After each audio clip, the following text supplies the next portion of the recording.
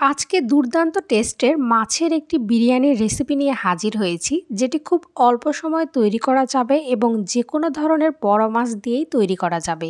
এখানে আমি মাছের মাথা নিয়েছি আর আলু নিয়েছি, সবগুলোকে খুব সুন্দর করে নুন হলুদ মাখিয়ে নিয়েছি। এবার একটি কড়াইয়ে পরিমাণ মতো তেল দিয়ে দিলাম। এবার এখানে মাছগুলো দিয়ে দিলাম। খুব সুন্দর করে মাছের মাথাগুলো ভালো করে ভেজে নিতে হবে। মাছের মাথাগুলো আমি ছোট ছোট করে কেটে নিয়েছি, এতে করে দারুণ করে ভাজা হয়ে যাবে। এবার নুন হলুদ মাখিয়ে রাখা আলুর পিসগুলো এখানে দিয়ে দিলাম।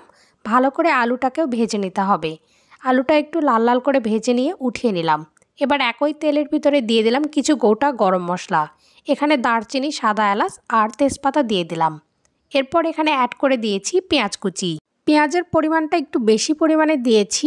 এবার পেঁয়াজগুলোকে ভালো করে ভেজে নিতে হবে। এ পর্যায়ে এখানে অ্যাড করে দিয়েছি 4টা কাঁচামরিচ। এরপর এখানে অ্যাড করে দিয়েছি রসুন পেস্ট, আদা পেস্ট আর কিছুটা রসুন ভালো করে পেস্ট করে নিয়েছিলাম, সেগুলো দিয়ে দিলাম, আর জিরা পেস্ট। এরপর এখানে সামান্য পরিমাণ লবণ আর টেস্ট এবং কালার আসার জন্য খুব সামান্য পরিমাণ গরম মশলার গুঁড়ো এখানে অ্যাড করে দিয়েছি। এবার খুব সামান্য পরিমাণ জল এখানে অ্যাড করে দিলাম। এবার খুব সামান্য পরিমাণ টমেটো কুচি এখানে অ্যাড করে দিয়েছি। এরপর এখানে দিয়ে দিলাম জিরা গুঁড়ো। এবার ভালো করে মশলাগুলো কষিয়ে নিতে হবে। মশলাগুলো যত ভালো করে কষানো হবে রান্নাটাও ততটা সুন্দর হবে। এবার এখানে অ্যাড করে দিতে হবে বিরিয়ানির চাল। এখানে আমি চিনি গুঁড়া বা আতপ চাল ব্যবহার করেছি, আপনারা চাইলে অন্য চালও ব্যবহার করতে পারবেন। এবার চালটাকে খুব সুন্দর করে মশলার সাথে ভেজে নিতে হবে। গ্যাসের ফ্লেমটাকে অবশ্যই লো টু মিডিয়াম ফ্লেমে রেখে ভালো করে চাল আর মশলাগুলো খুব সুন্দর করে কষিয়ে নিতে হবে। এ পর্যায়ে দারুণ একটা কালার এসেছে এবং চালগুলো খুব সুন্দর করে ভাজা হয়ে গেছে। এবার এখানে অ্যাড করে দিতে হবে উষ্ণ গরম জল। এখানে আমি যে পরিমাণ চাল নিয়েছি তার ডবল পরিমাণ জল দিয়ে দিয়েছি। এরপর আগে থেকে যে মাছগুলো ভেজে নিয়েছিলাম সেগুলো এখানে অ্যাড করে দিলাম। মাছগুলো অবশ্যই একটু আলগা করে নিতে হবে।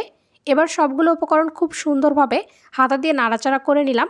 এরপর এখানে টেস্ট অনুযায়ী লবণ দিয়ে দিলাম। লবণ দিয়ে ঢাকা দিয়ে রান্না করে নিয়েছি 7 মিনিট। এরপর এখানে ঢাকা উঠিয়ে 3টা কাঁচামরিচ ফ্লেভারের জন্য অ্যাড করে দিলাম। মাছের বিরিয়ানি এভাবে রান্না করলে খেতে কিন্তু দারুণ টেস্ট লাগে।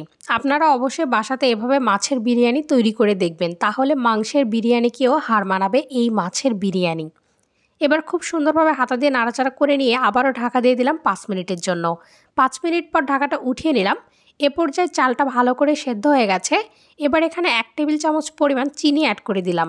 চিনিটা অ্যাড করে দেওয়ার পর ভালো করে নাড়াচাড়া করে নিতে হবে। এরপর 1 টেবিল চামচ পরিমাণ ঘি এখানে অ্যাড করে দিতে হবে, তাহলে দারুণ সুন্দর একটা ফ্লেভার আসবে।